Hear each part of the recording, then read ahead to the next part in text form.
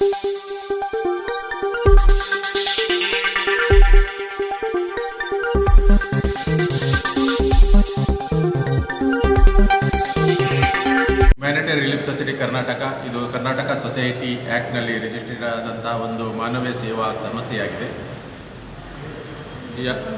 ಎಲ್ಲಿ ಆದರೂ ಈ ರೀತಿಯ ಅವಘಡಗಳು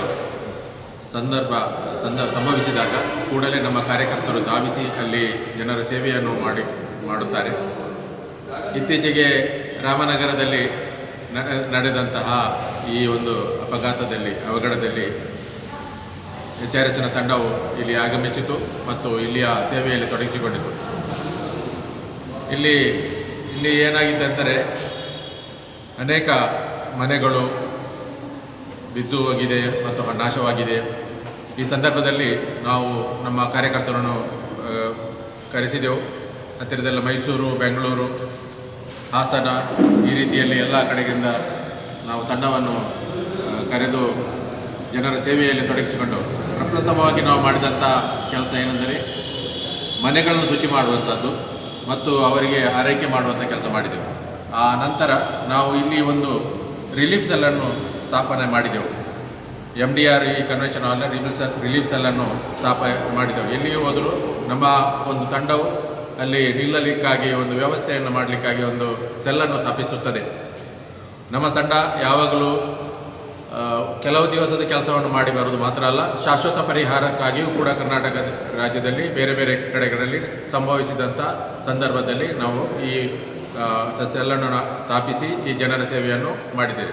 ಯಾವುದೇ ಒಂದು ಜಾತಿ ಮತ ಭೇದವಿಲ್ಲದೆ ಎಲ್ಲರಿಗೂ ಕೂಡ ನಾವು ಪರಿಹಾರವನ್ನು ಒದಗಿಸುವಂಥ ಕೆಲಸವನ್ನು ಮಾಡ್ತಾ ಬಂದಿದೆ. ಆದರೆ ಇಲ್ಲಿ ಕೂಡ ರಾಮನಗರದಲ್ಲಿಯೂ ಕೂಡ ನಾವು ಸೆಲ್ಲನ್ನು ಸ್ಥಾಪಿಸಿದ್ದೇವೆ.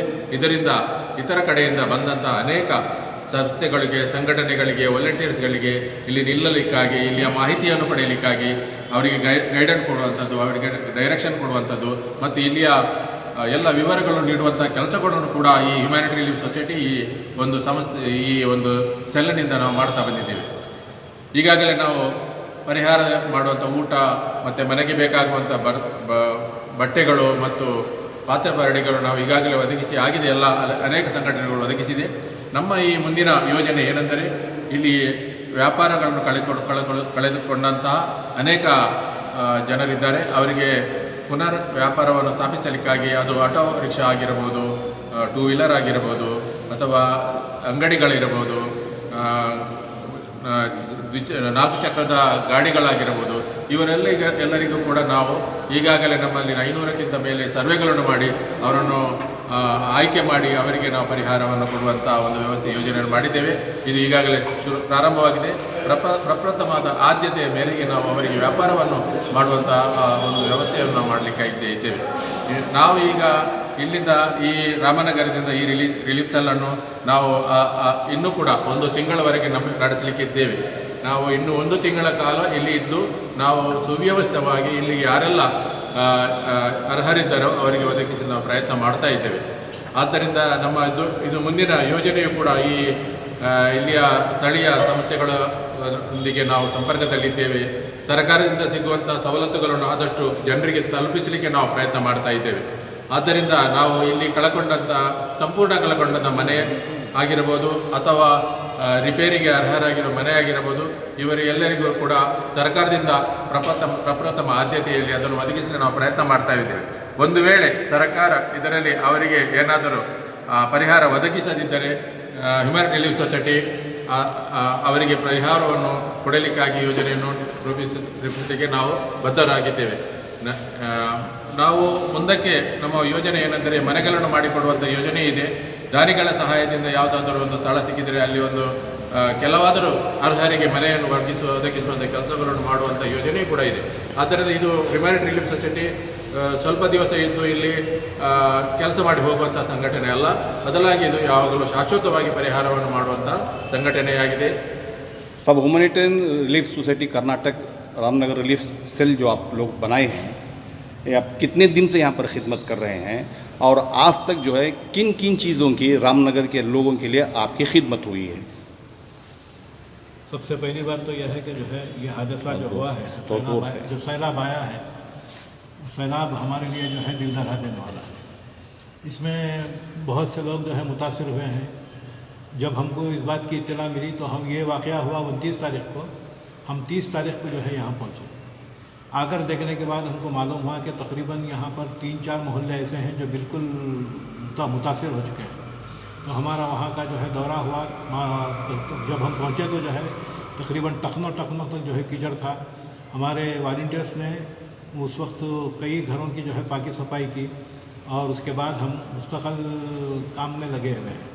पहली बात तो यह है, हमारा काम जो हुआ है वो सर्वे का हुआ है, वो पाकी सफाई का हुआ है। पाकी सफाई में पहले दिन से ही तकरीबन 5 दिन के अंदर जो है हम पाकी सफाई के काम से फारिग हुए। उसके बाद हमारा सर्वे शुरू हुआ। सर्वे में लोगों के क्या क्या नुकसानात हुए उसका अंदाज़ा लगाने की कोशिश की गई और उसके साथ साथ उनकी मुश्किलात को दूर करने के लिए उनकी जो ज़रूरी चीज़ें थी। मिसाल के तौर पर कुछ लोगों को राशन चाहिए था, कुछ लोग अपने घर से जो है बिल्कुल ही बेघर हो गए थे। सारा घर उनका पूरा लुट गया था।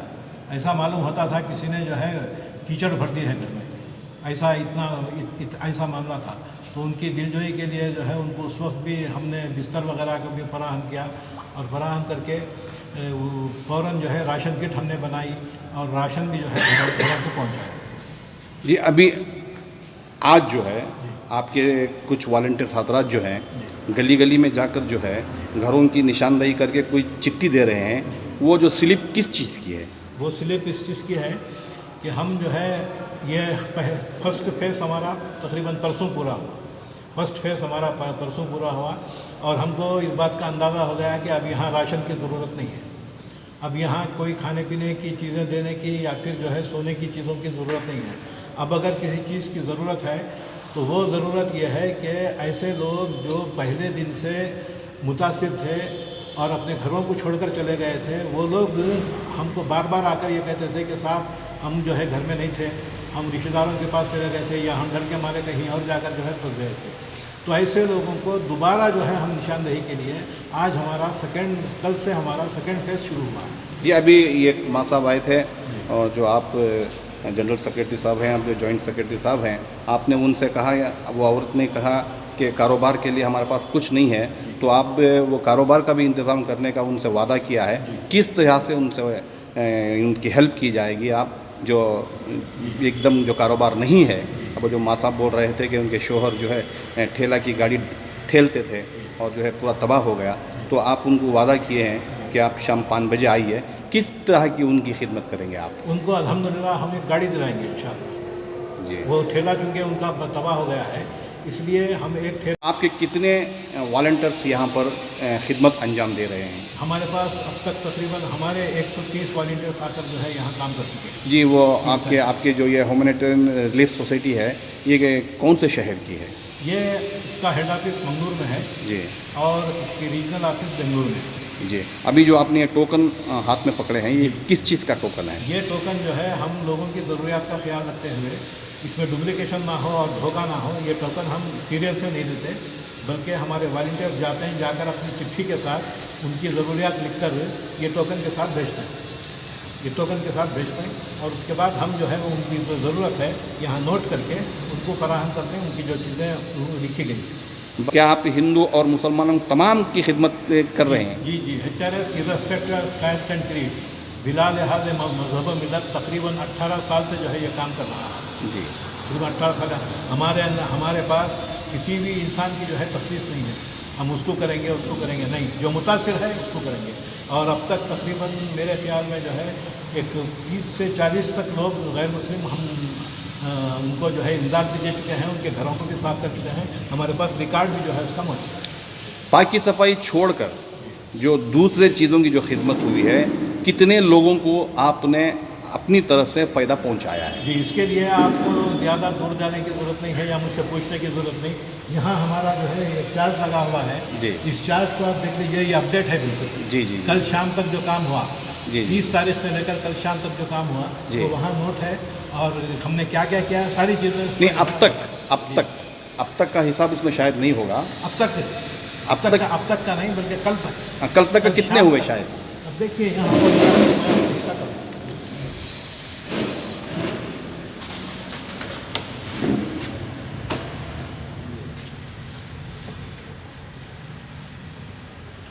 ये पाकि सफाई का मामला है। ये ज़ियाउल्लाह ब्लॉक में तकरीबन जो है 52 मकामात पर जो है क्लीनिंग हुई है। जी।